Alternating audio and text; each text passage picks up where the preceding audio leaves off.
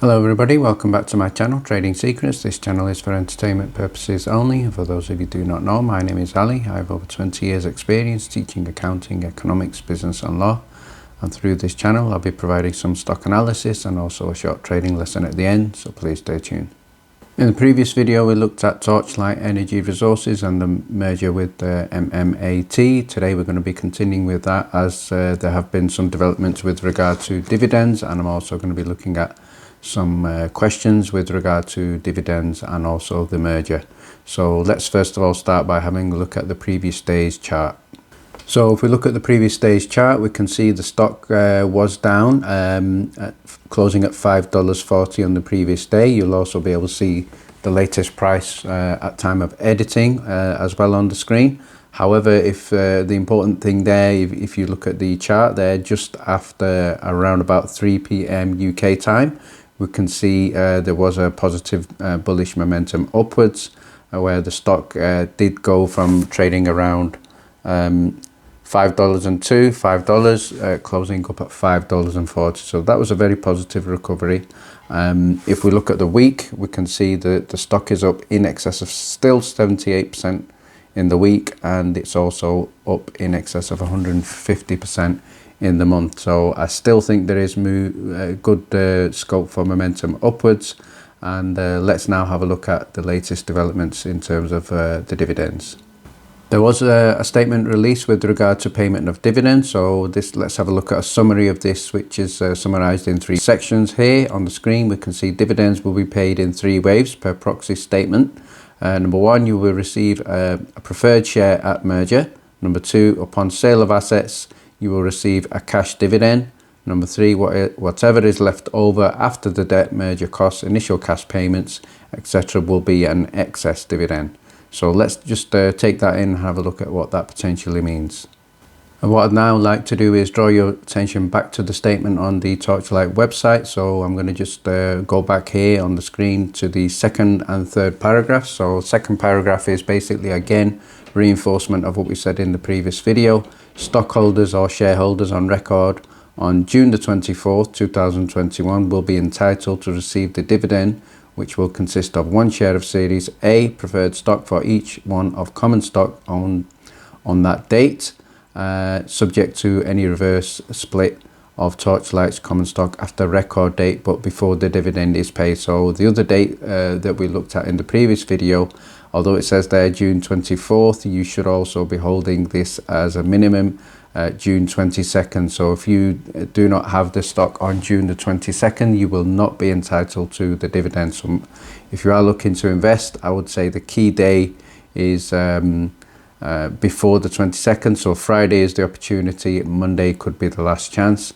Third paragraph there on the screen, we can see holders of Series A preferred stock will be entitled to on a pro rata basis to any future net proceeds or other potential benefits derived from the disposition of oil and gas assets of Torchlight, subject to certain holdbacks. So again, important information there. So what that is referring to, it is referring to a potential future dividend based on the sale of assets from oil and gas. So again, that will be subject to valuation, that will be subject to pricing, and obviously taking away any debt and liabilities that have to be paid.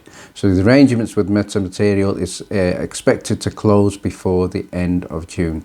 So again, another important date there. The whole arrangement with regard to the merger and dividends, they are saying on the website here, is expected to close before the end of June. So let's go back to the proxy statement here, where we just looked at previously, where it says you will receive a preferred share at the merger. So what we mean by that is 1 share in exchange for your existing share that you currently hold in Torch. So that's the first statement. Upon sale of assets not immediate, you will receive a cash dividend. So the dividend will be paid in cash. It will not be in the form of a share. So that cash will be deposited by your broker or by your app that you use, such as Trading 212 or Webull. So we're going to look at the details of that and their responsibility also with regard to that shortly, and also look at some questions. And the third point there, we can see on the screen, whatever is left over after debt, merger costs, initial cash payments, etc., will be an excess dividend. I also expect that to be paid in cash if that happens, and the reason why that is an if is because obviously they have to take away expenses, costs, liabilities. However, the expectation is there is still a strong possibility that there will be a payment there as well. What I would now like to do is look at the latest update from Fintel with regard to short trading and short volume. So if we have a look at the screen here, on the 15th of June, there was a massive short volume of in excess of 81 million. 16th of June, there was a huge short volume of 62 million. But this is the interesting statistic here I'd like to draw your attention to. On the 17th of June, the short volume was just in excess of 14 million. So in terms of the shares, we can see it's from 15th of June. It's gone from 264 million to 186 million on the 16th of June and down to 64 million on the 17th of June. So again, it looks like the short volume is going down. Let's have a perspective on this from a social media angle now. I'd like to give a shout out now to Jeffrey Brown, who's I think has posted an interesting statement here. So let's look at a summary of what he said. So first of all, he's saying that Seeking Alpha is trying to argue that torch shorters won't have to cover and that overstock is an example that is incorrect. He's also saying, from my understanding, 80 million shares must be covered by 22nd to 24th of June 2021. So again, very interesting here because we know those dates, 22 to 24 days, they do coincide with merger, and we know that to qualify for the dividend, you must hold torch shares on the 22nd of June through to 24th of June. So if that is coinciding with 80 million shares that have to be covered, that's going to be interesting in terms of how this is going to play. We are also looking at a potential squeeze. So again, I covered the potential of the squeeze here in the previous video, so please refer back to that. And he's finished off by saying Benzinga and Seeking Alpha are negative analysts. I wonder if they're paid to bash torch. So again, speculation there, but I am aware there's lots of speculation in the media. So a lot of these websites, in terms of these websites such as Seeking Alpha and Motley Fool, quite often do give negative opinions on shares that are doing very well to drive the price down and obviously to assist the hedge funds. What I would now like to do is have a look at some questions posted in the comments and see if we can share this information with everyone else as well. So the first question is from Kem Coolahan, and he says, thank you for sharing the video with regard to Torch. I'm a little confused with the dates. Do I need to hold the shares until the pre-market on 25th, or can I just sell them in the aftermarket on the 24th? Also, there's some questions regarding to no dividends. Will there be any or no? Thank you. So first of all, with regard to the dates, you have to hold the shares until a minimum of 22nd of June. The dividend will then be paid on the 24th of June into your account. That is most likely going to be in cash payment through your broker. So what that basically means in terms of selling, you can sell after the 24th if you wish to. Again, you know, do your own due diligence, check the market, check the prices. So he's also said with regard to some questions regarding to no dividends. So we will not be receiving shares. With that is certainly the case with Trading 212. What we will be receiving is a cash payment. So please refer back to the previous video for details of that. The next question is from Robin Padilla. So thank you, Robin, for your question and the comments here. And what he said is, I have heard that Trading 212 will not be paying the dividend. The dividend. Is this true? What I think what's happening is we are getting confusing messages. So first of all, people are assuming the dividend may be in shares. So yes, you're not going to get shares, but you are going to receive the dividend in the form of cash. The other thing is we have a reply there from Nicholas. So Nicholas has also said I've just got off the blower to them, and they said it will be paid they will pay the dividends into your portfolio. So again, I think he's referring to a cash payment there.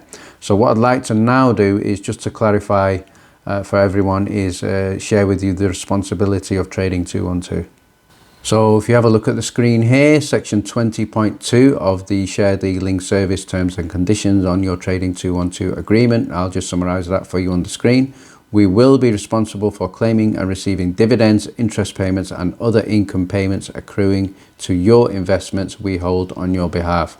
So again, you have the terms and conditions there. They have the responsibility to collect the dividend, and they also have the responsibility to pay you the dividend.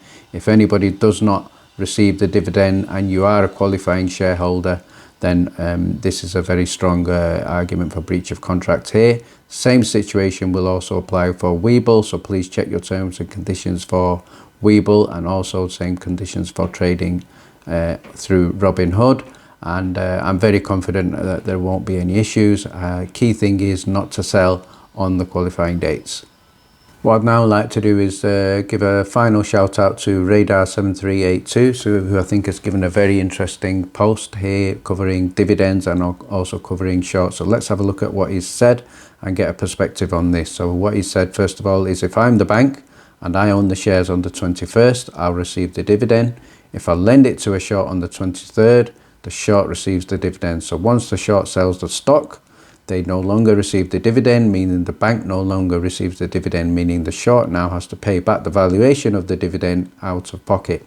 Banks don't want to go through the trouble of hunting down money that way, so most banks, I assume, would simply not allow anybody to short past the 22nd. So in other words, what he's saying is if you are short selling, you'll get a margin call by Monday demanding the shares back. No bank will be willing to loan shares until the 25th, aka for the better part of the straight days, shorts will be non-existent. So again, what he's basically summarizing here is that due to these unusual conditions that we are having with regards to Torch and the merger and the dividends and the dates corresponding with margin calls for the shorts, we're having lots of different perspectives here. So, but basically it looks like it may be difficult times for the shorts. It could be more evidence here of a potential squeeze. So again, only time will tell. Nobody can predict the market, but certainly it's going to be interesting. So from my angle and my point of view, what I also shared in the previous video, so that I will certainly be holding until at least the 24th. And then after that, I think there's going to be a lot of selling. I do predict the price to go down. However, that price, when it goes down, I think it will be short term because the new company will have lots of potential. I think the recovery will be strong. So from a strategy point of view, I think people will be looking to take profit with also a point of view of rebuying, possibly at the dip, and also holding for the long term. So let's wait and see how the play carries out and how the momentum is going forward. It's now time for lesson of the day, and today I'm going to be focusing on something which is really designed to improve your strategy, and that is learning the art of patience. So learning the art of patience is very, very important in terms of improving your strategy. So what I'd like to do now is share a quotation here which I think is very important with regard to trading on the stock market through shares, certainly for investors and retail investors. So this quotation is from Brian Adams. So let me summarize this for you. What he said here is, learn the art of patience, apply discipline to your thoughts when they become anxious over the outcome of a goal. Impatience breeds anxiety, fear, discouragement and failure. Patience creates confidence, decisiveness and a rational outlook, which eventually leads to success. So with regard to what we are doing on the stock market, one of the consequences of impatience, anxiety and fear that many people have trading is obviously FOMO, fear of missing out. And what happens is sometimes when you chase a stock, you can lose and lose big time. So it's very important to not invest in stocks that are significantly rising up very, very quickly, because as soon as they go up very, very quickly, they can come down very quickly. We saw that with Recon. If you have a look at that stock, that I shared an analysis of that previously. So the key thing to remember is there will always be another day, there will always be another play. So plan your strategy, do your research, carry out your due diligence, research the stock, look at the charts, and try to be patient, try to be calculated. Do not try and use anxiety, fear of failure, and impatience. So that will obviously hinder your strategy, hinder your decision making. Certainly use analysts, certainly use YouTube videos, look at research on the stock, and long term that will be a very, very significant benefit for you in terms of your trading. So I hope that helps. Thank you very much for joining me. Please stay tuned.